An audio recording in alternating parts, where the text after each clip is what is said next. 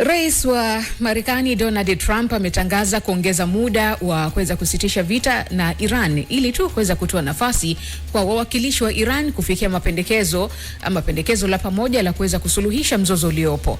Wakati huo huo, wataalam wa kijeshi kutoka zaidi ya nchi 30 wao wanatarajiwa kukutana mjini London pale katika mkutano wa siku 2 utakaojadili namna ya kuweza kuimarisha ulinzi katika mlango wa bahari wa Hormuz baada ya kumalizika kwa vita hivyo. Katika kuangazia swala hilo, hapa studioni tunaungana moja kwa moja na mchambuzi wa masuala ya kisiasa za kimataifa hasa na masuala ya uongozi, Lugete Musa Lugete. Karibu sana Lugete. Asante sana. Mambo yako mazuri sana. Tumeanza vizuri kwa kuchangamka hapa ndani na sasa hebu tuingie katika suala hili lililotukusanyisha pamoja jioni hii. Tunaona mazungumzo yanaingia katika duru nyingine ya pili kati ya Iran na Marekani. Kwa picha tu ya haraka, tuna mwelekeo upi kwa wakati huu baada ya mazungumzo ya kwanza kuonekana kusuasua? Ifahamike kwamba tunahitaji suluhisho la kudumu la mgogoro unaoendelea baina ya Irani dhidi ya Marekani na Israel.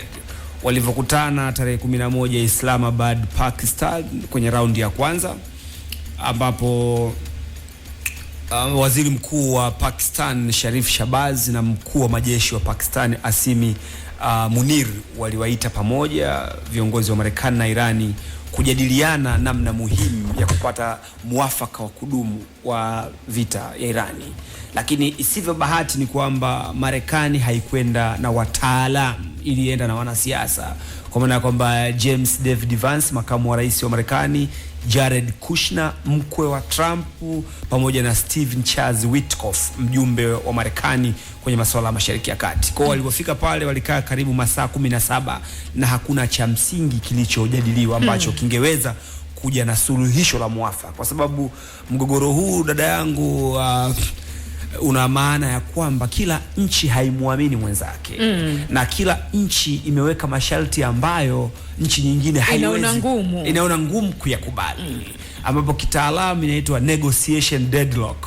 Negotiation deadlock ni hali ambayo wale watu kwenye mgogoro kila mmoja anakuja na masharti ambayo mwenzake hawezi kuyakubali. Kwa maana ya kwamba mambo ambayo Marekani anayataka Irani yafanye, Irani haiwezi kukubali. Mambo ambayo Irani inayataka kwa Marekani, Marekani haiwezi kuyakubali. Mambo ambayo Israeli inataka Irani hayatimize, Irani hawezi kukubali. Na mambo ambayo Irani inataka Israeli yatimize, hawezi kukubali. Vuta ni kuvuta hii ambayo inaendelea ya aina yake kama ulivyotueleza Lugete. Kwa nini inaonekana Irani ndio kama vile hana imani sana na Marekani katika mazungumzo haya ya kidiplomasia? Kwanza kwenye mazungumzo ya tarehe 11 Islamabad, Pakistan, kabla ya kwenda kwenye mazungumzo, Irani alikuwa ameudhibiti mlango bahari wa Hormuz kwa 100%. Kwa hiyo Marekani walitumia mazungumzo ya Islamabad kuwazunguka Irani na kwenda kufunga tena mlango bahari. Kwa mlango bahari wa Hormuz umefungwa mara 2. Irani ameshikilia zile kilomita 33 kutoka Bandar Abbas Irani kuja mpaka Omani, na upande wa pili wa kutokea kwenye Gulf of Oman Irani, Marekani amefunga. Kwa hiyo sasa hivi haiwezekani. Zamani Irani alikuwa anatoza dola milioni 2 kwa meli kupita pale. Kwa kule kwa Irani kumefungwa, na kule upande wa pili wa kutokea kule Omani Marekani amefunga. Kwa hiyo Marekani amezuia Irani meli haiwezi kutoka Mashariki ya Kati inakuja bahari ya Hindi, wala kutoka bahari ya Hindi kuingia kule upande wa Irani. Kwa hiyo meli Marekani amefunga upande wa kutokea, Irani amefunga upande wa kuingilia. Kwa hiyo ya kwanza. Kwa hiyo wanasema lakini pia baada ya mazungumzo ya Islamabad, Marekani alishambulia meli 2 za Irani. Kwa hiyo inaonyesha kabisa wako kwenye hali ya kutoaminiana, na wa viongozi wa Irani wanaamini kwa Marekani anatumia hichi kipindi cha ceasefire, sitisho la vita la wiki 2, na hii na Irani Marekani aliyoiongeza kujaribu kuangalia kwa namna gani Marekani anaweza akamvizia Irani akampiga tukio kubwa. Kwa hiyo kinachoonekana hapa ni kwamba wanatafutana, kila mmoja anatafuta namna. Kwenye fezi ya kwanza inaonekana Israel na Marekani walidogosha nguvu ya kijeshi ya Irani, ndio maana wamechelewa kupata ushindi. Kwa hiyo hii ceasefire, hii sitisho la vita, inawezekana Israel na Marekani walitumia kujipanga upya kujaribu kumshambulia Irani kwa mbinu zingine. Kwa hiki kinachoendelea, Lugete, inatupa picha gani kwa mataifa haya matatu? Picha ya kwanza ni kwamba mataifa haya hayawezi kuja na suluhisho la kumaliza vita. Picha ya pili ni kwamba nguvu ya Pakistani kujaribu kumaliza vita ni ndogo. Kwa hiyo inachofuata sasa ni Baraza la Ulinzi na Usalama la Umoja wa Mataifa lenye nchi 5, wale P5: Marekani, Uingereza, Ufaransa, Urusi na China, waje na mpango mkakati wa kumaliza vita kwa ajili ya kunusuru uchumi wa dunia. Takriban 20% ya mafuta yanapita kwenye mlango bahari wa Hormuz. Sasa 20% kubwa sana, na dunia haiwezi kununua mafuta kutoka Marekani. Logistic ya kusafirisha mafuta kutoka Marekani kuja Afrika na maeneo mengine ya dunia ni ngumu sana. Tunapata muktadha upi sasa kwa mlango huu wa bahari wa Hormuz katika muktadha wa usalama wa bei ya mafuta duniani kote? Hali itaendelea kuwa mbaya. Ni muhimu Umoja wa Mataifa ukachukua jukumu mama la kuanzishwa kwake kuzuia vita, haki za binadamu na masuala ya ulinzi na usalama. Umoja wa Mataifa uchukue kandarasi. Katibu mkuu wa Umoja wa Mataifa anayemaliza muda wake Bwana Antonio Manuel Guterres lazima achukue nafasi yake, awaite pande zote waje na mkataba convention, kila nchi kuheshimu matakwa na utaifa wa nchi nyingine, kwamba hakuna nchi inayopaswa kuvuka nje ya mipaka yake na kuishambulia nchi nyingine bila idhini ya Baraza la Ulinzi na Usalama la Umoja wa Mataifa au mkutano mkuu wa Umoja wa Mataifa ambao unajumuisha wanachama wote, ambao utapiga kura za ndio za kuvamiwa za 75%. Kwa hiyo ni muhimu Umoja wa Mataifa ukachukua kandarasi hii. Pakistan hawezi, kwa sababu Pakistan ni rafiki wa Marekani. Hawezi kumuonya Marekani asikiuke sheria za kimataifa za kivita, yani humanitarian laws au Geneva Convention. Kwa hiyo kwa muktadha huo, haya mazungumzo yanaendelea kwa njia hii inayotumika sasa hivi ya kuweza kuingiza mataifa haya pekee matatu. Inaweza kusiwa na suluhu ya namna yote pasipo pengine dola zenye nguvu kuingilia kati. Sio dola zenye nguvu, ni Umoja wa Mataifa, sababu katika dola 5 zenye nguvu zinazounda baraza, nchi 5 zenye nguvu, Marekani yumo, Urusi yumo, China yumo, Uingereza yumo na Ufaransa. Kwa sababu dada yangu Samira, ilivyo ni kwamba kinachotokea Islamabad, Pakistan ni Marekani na Irani wanakutana, lakini katika mgogoro huu huwezi kumweka pembeni Israel. Ni lazima uandaliwe mkataba wa kimataifa wa Umoja wa Mataifa ambapo wahusika wote waitwe: Irani, Marekani, Israel, nchi za Gulf, Ghuba ya Arabia, Saudi Arabia, Oman, Yemen, Syria, Lebanon, Jordan, Qatar, Kuwait, zote waje na mkataba wa pamoja wa kila taifa kuheshimu sheria nchi nyingine, kila nchi kupima nguvu na uwezo wake, wasije kazitumia kumdhuru mwenzake. Kwa nini umoja wa kimataifa unahisi unaweza kuwa na nguvu kwa namna hiyo na kuweza kuyaweka mataifa haya pamoja? Kwa sababu umeshawahi kufanya hivyo kwa baadhi ya migogoro, ukaja na suluhisho. Kwa sababu hii ya kumtegemea Pakistani wakati nguvu yake ni ndogo ya kuweza kuwashindikiza mataifa haya yasikiuke sheria ni ndogo. Kwa hiyo tunahitaji, kwa sababu hii vita sio tu Irani na Marekani na Israel, hata sisi wa Tanzania wahusika, kwa sababu wanapokuwa wanagombana sisi tunaagiza mafuta kutoka huko na vifaa vingine, hali inakuwa mbaya. Kwa hiyo ni muhimu watufikirie sisi kuliko kufikiria maslahi yao, kwa sababu dada yangu Samira, Irani ameshasema kwamba swala la nyuklia kwake ni mstari mwekundu wa ulinzi na usalama. Hawezi kuacha na hawezi kukubali, na zile kilo 400 za urani ambazo ziko tayari kurutubishwa kutengeneza mabomu, Irani amesema hatoi.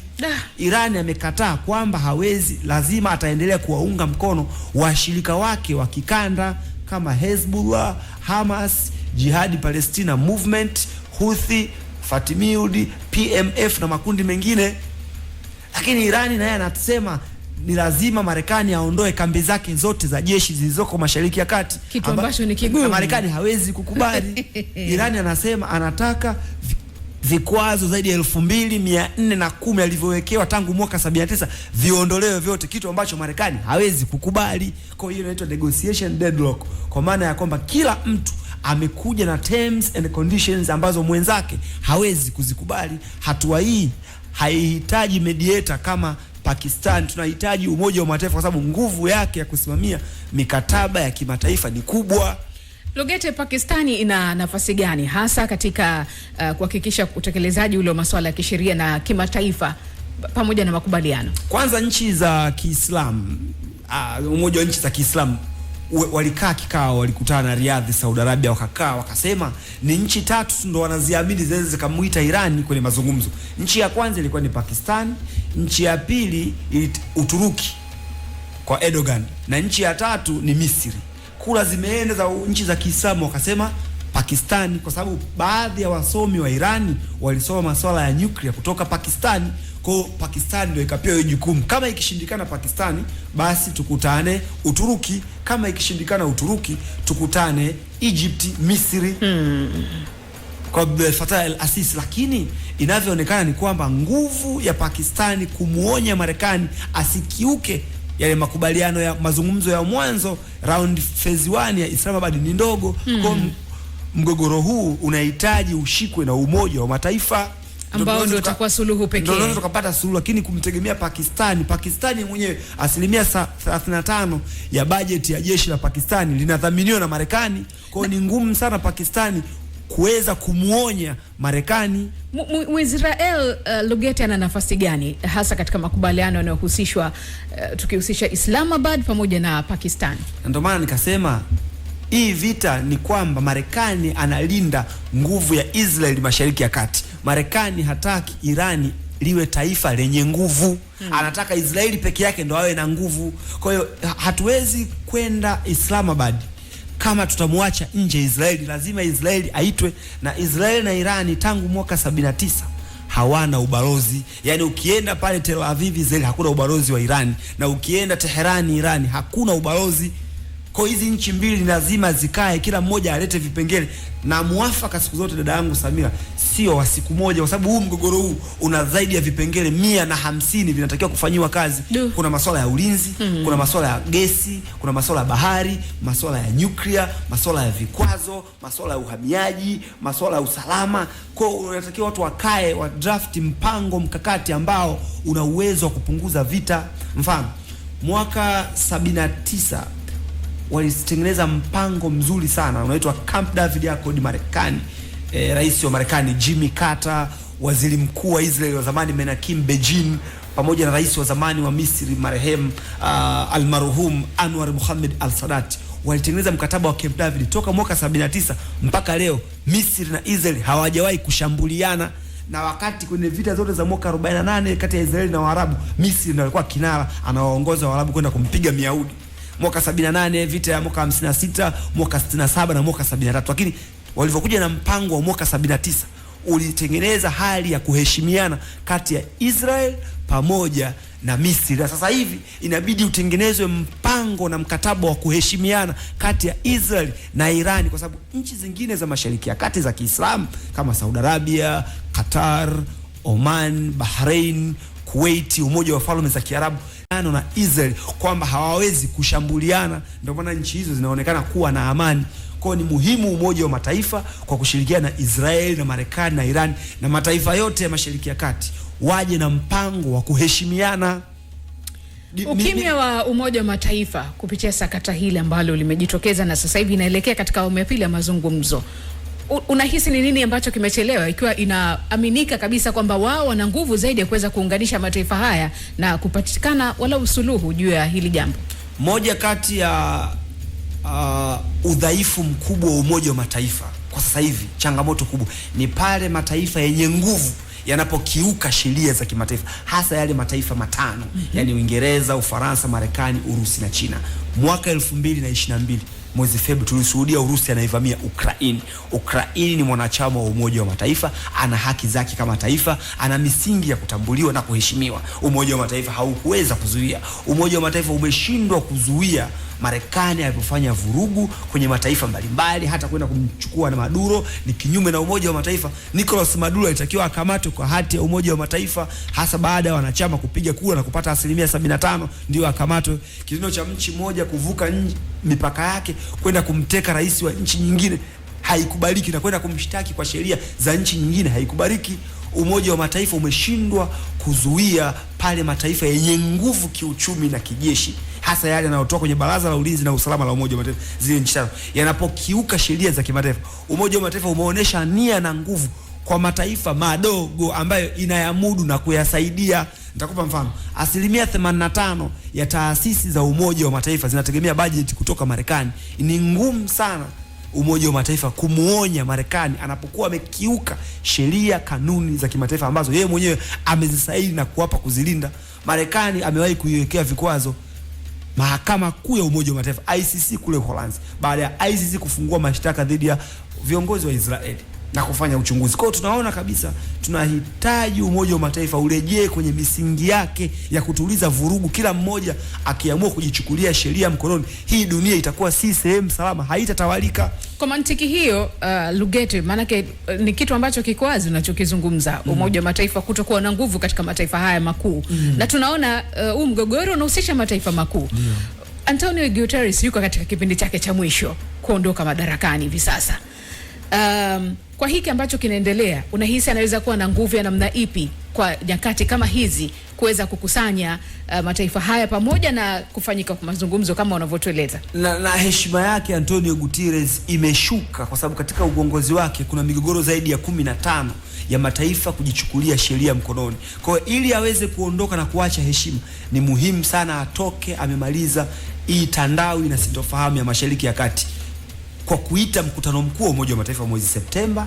Pili, kupitia Baraza la Ulinzi na Usalama la Umoja wa Mataifa, ni muhimu kuwaita wahusika wote wa mgogoro huu ili kutengeneza mkataba, yani convention, mkataba wa pamoja wa kwamba kila nchi itakula kiapo haitaivamia nchi nyingine, na kama kuna makosa yote kutoka Irani, kutoka Israel, kutoka Marekani, kutoka Urusi, kutoka China, kutoka Ukraine na nchi zingine, ni lazima yawe addressed kwa kutumia sheria za kimataifa bila kukiuka kanuni na kuoneana. Dunia ipo kama vile sheria za msituni, yule ambaye hana nguvu hawezi kuishi. Maneno mazito sana. Dunia iko katika mtikisiko wa swala zima la kiuchumi kutokana na kadhia hii, hasa bei za mafuta kuonekana kutofika maeneo mengine, na yaliyopo imekuwa bei hazifahamiki, na hata hapa nyumbani kwa Tanzania tunaona. Na mgogoro namna unavyokwenda, manake si rahisi kwa hivi karibuni kuweza kupata mwanya ama ile nafasi nzuri ya kuweza kupata mwafaka, mpaka Antonio Guterres kama ulivyotueleza aweze kuitisha mkutano na kukusanya nchi hizi. Si swala la haraka sana. Unadhani ni vitu gani, Lugete, vinavyoweza kufanyika kwa nyakati hizi kwa haraka sana ili kuweza kuleta ahueni katika jambo hili? Dada yangu, duniani kuna zaidi ya nchi 193. Ukiangalia global GDP, pato la taifa la nchi zaidi ya 193 duniani ni takriban dola trilioni 117. Zaidi ya dola trilioni 40 duniani zinapatikana kupitia biashara ya bahari. Yaani biashara ya baharini ndio biashara yenye faida kubwa kuliko biashara zote. Kuna nchi zina bahari, kuna nchi hazijaunganishwa na bahari. Ili kuweza kurudisha uchumi wa dunia kwenye mstari wake, ni muhimu sana viongozi wote duniani wakutane, waseme mlango bahari wa Hormuz unapaswa kufunguliwa. Hata kama vita itaendelea, mlango bahari wa Hormuz ufunguliwe, biashara ya mafuta iendelee duniani ili kunusuru uchumi wa dunia, kwa sababu hii milango bahari ina umuhimu mkubwa sana kwenye usafirishaji, kwenye swala la kodi, masuala ya ulinzi na usalama na masuala ya mikakati ya kimataifa. Kwa hiyo kama mlango bahari ukifungwa unasababisha athari kwa dunia. Ni muhimu kunusuru uchumi wa dunia kwa kuufungua mlango bahari wa Hormuz ili mataifa maskini kutoka Afrika uchumi wake uweze kuwa sawa. 85% ya biashara zote duniani zinategemea njia ya bahari, na ule mlango bahari wa Hormuz ni mshipa wa uchumi wa dunia na usafirishaji. Hiyo mlango bahari tu wa Hormuz tu ukija kufungwa pale Yemen, Eritrea, Djibouti na Somalia, kuna mlango bahari mwingine Bab el Mandeb, the Gate of Tears, ukifungwa ule tumekwisha sisi huko. Kwa hiyo ni muhimu sana tukaja na sheria za kimataifa za bahari kwamba lazima milango bahari na njia za maji zisiguswe kwa njia yote ili kuufanya uchumi wa dunia uwe kwenye utulivu wake.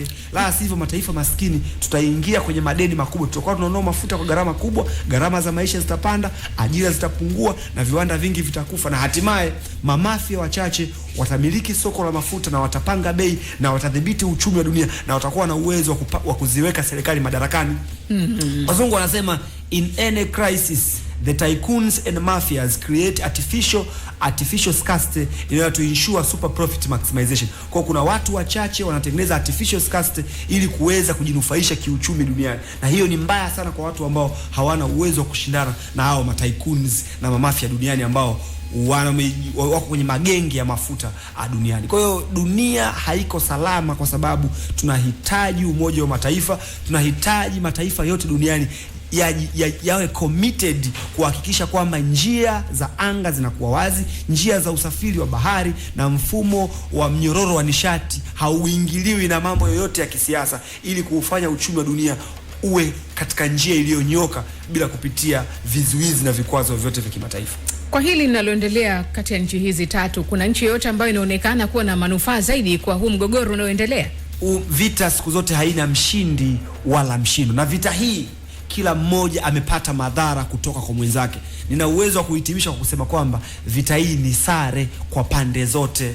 Yaani Iran ameweza kupeleka madhara ndani ya taifa la Israel, Iran ameweza kupeleka madhara kwa mataifa ya Mashariki ya Kati, Iran ameweza kuharibu miundombinu ya Marekani aliyowekeza Mashariki ya Kati. Israel ameweza kupeleka madhara ndani ya Iran, na Israel ameweza kupokea madhara kutokana na mashambulizi ya Iran. Marekani ameweza kupeleka madhara ndani ya Iran, na Marekani ameweza kupata hasara. Kwa mara ya kwanza ndege za Marekani F-35 Rafale, zile ndege za kivita ambazo hazionekani kwenye anga, 4 zimelipuliwa.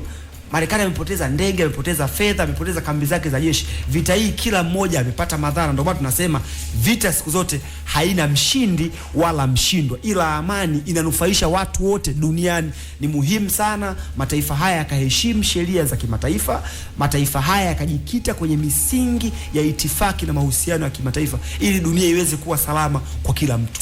Ni nani ana uwezo wa kuweza kuizuia Israel dhidi ya hatua za kijeshi katika nchi jirani kama Lebanon, Yemen pamoja na Syria? Ama tunarudi pale pale kwenye Umoja wa Mataifa? Ni Marekani, kwa sababu Israel ni Marekani, Marekani ni Israel. Wamekuwa ni marafiki wa muda mrefu. Kwa hiyo ni Marekani kuongea na Israel, kama ilivyo kwenye Lebanon. Tumeshuhudia rais wa Lebanon Joseph Aoun, spika wa bunge na viongozi wengine wa Lebanon watakutana Washington, Marekani, kujadili kuangalia namna gani Israel inaweza kusitisha mashambulizi ndani ya Lebanon, na serikali ya Lebanon iangalie kwa namna gani na uwezo wa kuwadhibiti wanamgambo wa Hezbollah ambao ni chama cha siasa lakini pia wana silaha. Lakini pili, ni muhimu Marekani akamkumbusha Israel kwamba sheria za kimataifa zipo kwa ajili ya kufuatwa, kwa sababu kwa mwaka 2024 na 25 peke yake Israel ameweza kuzishambulia nchi 5 na ameweza kuishambulia Syria akachukua eneo, ameweza kuishambulia Houthi Yemen, ameweza kuishambulia Lebanon, ameweza kuishambulia Irani, na ameweza kuishambulia Palestina kule Gaza. Kwa hiyo kama Marekani asipomzuia Israel, Irani pia hawezi kukaa kimya, kwa sababu Irani ndio taifa pekee lenye Waislamu wengi Mashariki ya Kati ambao limejitolea kwamba liko tayari kumtetea Palestina. Mataifa yote ni kama wamemwacha Palestina, wamemtenga Palestina. Wakati kwenye vita za mwaka 48, 56, 67, 73 mataifa ya Kiarabu yote yalikuwa pamoja kwa ajili ya ukombozi wa Palestina. Sasa hivi swala la Palestina amelivaa mwenyewe Irani. Kwa hiyo kama Israel hataacha kutanua mipaka yake Lebanon pamoja na kuchukua maeneo ya Wapalestina, Irani hawezi kubaki kimya, kwa sababu Irani anatumia mgogoro wa Palestina kujaribu kujinufaisha, kujenga propaganda kwamba ndio taifa pekee lenye Waislamu wengi ambao linampenda Palestina. Mataifa mengine yote yamesha salimu amri na yameshakubali kuwa chini ya Myahudi na Marekani. Kwa Iran anaitumia vita ya Palestina au mgogoro wa Palestina kujaribu kujitanua mipaka yake na kuongeza washirika wengine, makundi ya wanamgambo ya non-state actors, wa Arabu waita mukawama, makundi ya jihadi, na kujaribu kuyapa silaha na mafunzo kwa ajili ya swala la Palestina. Kwa hiyo huu mgogoro ni mgumu, kwa sababu hatutaweza kuwa na muafaka ikiwa mtu mmoja anaachiwa kujichukulia sheria dhidi ya nchi nyingine. Unaitazama vipi duru ya pili ya mazungumzo yanayokwenda kufanyika kati ya mataifa haya matatu, Marekani, Israel na Iran? Kutakuwa kuna lolote la tofauti ama ni yale yale tu kama mazungumzo yaliyopita, hakuna liwalo? Kwanza ni muhimu Marekani, unajua kosa kubwa lililofanya Donald J. Trump ni kujaribu kufukuza wataalamu kutoka kwenye jeshi la Marekani. Mpaka sasa ameshafukuza wataalamu 17 kwenye jeshi, amefukuza wataalamu wa diplomasia kutoka chuo kikuu cha Harvard. Kwa hiyo Trump ni lazima apeleke wataalamu, sio wanasiasa kwenye meza ya mazungumzo. Navyojua mimi nilivyofundishwa kwenye diplomasia, siku zote mazungumzo ya amani huwa yanafunguliwa na wanasiasa, wanasiasa wanaondoka, wanaachiwa wataalamu, wanakaa kwenye ground tables, wanadiscuss vipengele vile from simple to complex terms, wanadiscuss, wanaweza wakapewa wiki mbili mpaka mwezi, wanadiskasi, wanabadilishana mawazo, alafu wana present mbele ya wanasiasa, wanaangalia kitu gani kinawezekana, kitu gani hakiwezekani, alafu wana print, kila mmoja anapewa ile proposal, wanasoma, wanasaini, ndipo wanatangaza makubaliano yenyewe. Lakini Marekani ilipeleka watu ambao sio wataalamu. J.D. Vance, makamu wa rais wa Marekani, sio mtaalamu, hiyo ni mwanasiasa, alienda na hasira akihamia na kuidogosha Irani. Unamchukua Stephen Chase Witkoff, yeye ni dalali wa Marekani Mashariki ya Kati. Unawachukua kina Marco Rubio, ni watu wadogo sana, wanatakiwa waje wataalamu kutoka jeshi la Marekani, kutoka CIA, kutoka wizara ya nishati, kutoka wizara ya ulinzi, kutoka kwenye uchumi, kutoka kwenye sheria, kutoka kwenye masuala ya mipaka. Uchukue na watu kutoka sehemu mbalimbali, ili wote kwa pamoja waweze kukaa na kujadiliana na watu kutoka Irani, wachukulie watu kutoka Israel, watu kutoka Lebanon, watu kutoka Jordan, watu kutoka Saudi Arabia, Kuwait, Omani, watu kutoka Umoja wa Ulaya, watu kutoka NATO, wakae na watu kutoka Umoja wa Mataifa, waje na mpango wa kudumu ambao ukisomwa na kila mtu una uwezo wa kuelewa, kwa sababu mazungumzo ya mdomo siku zote kuna kugeukana. Kama ilivyo mwanzo katikati ya mazungumzo ya Omani Maskati pamoja na Uswizi, Geneva, Switzerland, tayari Irani kalipuliwa tarehe 28 mwezi wa pili. Kwa hiyo tunahitaji Umoja wa Mataifa, Umoja wa Ulaya, NATO, Marekani, Israel, Umoja wa nchi za Kiislamu, Umoja wa nchi za Kiarabu na Irani, wakae wote kwa pamoja, kila mmoja aje na hoja zake, wajaribu kutengeneza mkataba wa kudumu ambao Irani atapata stahiki zake kama taifa na yeye ataheshimiwa, Israeli atapata stahiki zake kama taifa, ataheshimiwa, Marekani atapata stahiki zake, ataheshimiwa. Kila mmoja ni lazima aheshimiwe, na hiyo ndio misingi ya uhusiano wa kimataifa na diplomasia, kwamba wote wanachama wote wa Umoja wa Mataifa wana haki sawa. 2, kila nchi ni lazima iheshimu mamlaka na uhuru wa nchi nyingine. 3, hakuna nchi inapaswa kuvuka mipaka yake kwenda kuivamia nchi nyingine bila kibali kutoka Baraza la Ulinzi na Usalama la Umoja wa Mataifa au Umoja wa Mataifa. 4, sheria zote za kimataifa ni lazima ziheshimiwe na kulindwa, kwa sababu ndio misingi ya utaifa. Sasa Lugete, mimi nakushukuru sana kwa mazungumzo mazito haya ulioyazungumza leo. Kwa kweli mambo ni magumu. Tuombe Mungu tuone nini ambacho kitafuatia baada ya mazungumzo haya. Kwa sababu pia Trump ana shida nyingine. Shida ya Trump hatabiliki, Trump haeleweki. Trump ni uhafidhina, anashikilia misingi ya taifa la Marekani kuwa taifa lenye nguvu kijeshi na kiuchumi. Trump anaamini kwenye gunboat diplomacy, kuyasindikiza mataifa madogo kukubaliana na matakwa ya Marekani, la sivyo atapigwa. Anatumia sera ya Wamongoli ya kina Genghis Khan. Anasema jisalimishe au ufe. Genghis Khan wakati anavamia nchi za Asia, Uzbekistan, Kazakhstan, maeneo ya Urusi, China, mpaka maeneo ya Uturuki, alikuwa anawaambia jisalimishe au ufe. Kwa hiyo Trump, diplomasia ya gunboat, ya vitisho vya kijeshi na kuyashambulia mataifa maskini, kwamba anataka kuchukua rasilimali za nchi mbalimbali kwa mabavu, kwa kutumia nguvu na mwamvuli wa bendera ya Marekani, kwamba ni taifa lenye nguvu na uchumi mkubwa duniani. Lakini Trump pia ana masuala ya utaifa, anapenda kuyadharau mataifa mengine na kuweka maslahi ya Marekani mbele.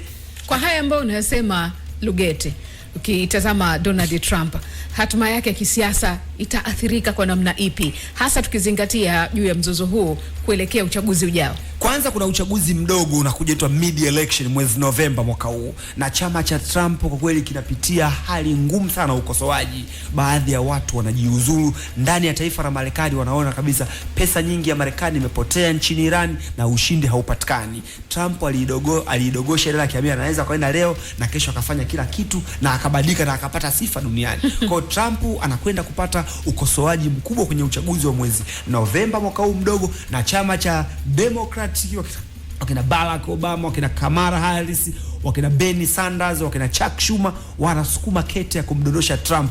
Kwa hiyo ndani ya Marekani pia kuna mpasuko mkubwa kutokana na jinsi Trump anavyopeleka mambo ndani ya Pentagon, ndani ya CIA, ndani ya jeshi la Marekani. Na jana tumeshuhudia wanajeshi wa Marekani wale veteran wanaandamana kupinga vita ya Iran, kama walivyoandamana mwaka 74 na 5 kupinga vita ya Vietnam, ikapelekea rais wa Marekani akajiuzuru bwana Richard M. Nixon kutokana na kashfa Watergate, lakini na vita pia ya Vietnam, mpaka Gerald Ford alivyoingia akajiondoa Vietnam, watu wakaandamana wakasema say no we won't go to Vietnam, say no we won't go to Vietnam. Ile vita ya Vietnam ya mwaka 54 mpaka mwaka 75 Marekani walipata aibu kubwa sana Vietnam. Waliingia kwa nguvu kubwa wakiamua wanaenda kubadilisha kila kitu Vietnam, lakini wa Vietnam wakawa na ustahimilivu wa kuweza kupambana muda mrefu. Watu wa Irani wana uwezo mkubwa wa kustahimili mapigo ya Marekani kwa muda mrefu. Kingine, wa Irani hawaogopi kufa, wanaona kwamba kifo ni tiketi ya kuenda mbinguni moja kwa moja. Lakini wa Israel na wa Marekani, kifo kwao ni hasara kubwa sana kwa sababu hawapendi kufa. Kwa hiyo hii vita imekaa vibaya sana. Ni muhimu sana Trump akachanga karata zake kabla ya uchaguzi wa mwezi Novemba mdogo na ukosoaji mkubwa ndani ya Marekani. Sawa, asante sana Lugete, Musa Lugete, sisi tunakushukuru sana kwa ushirikiano huu ndani ya Kasri. Tunakutakia majukumu mema. Tutakualika hapa baada ya mazungumzo. Amina. Tupo mwaka wa mbele. Imewashika.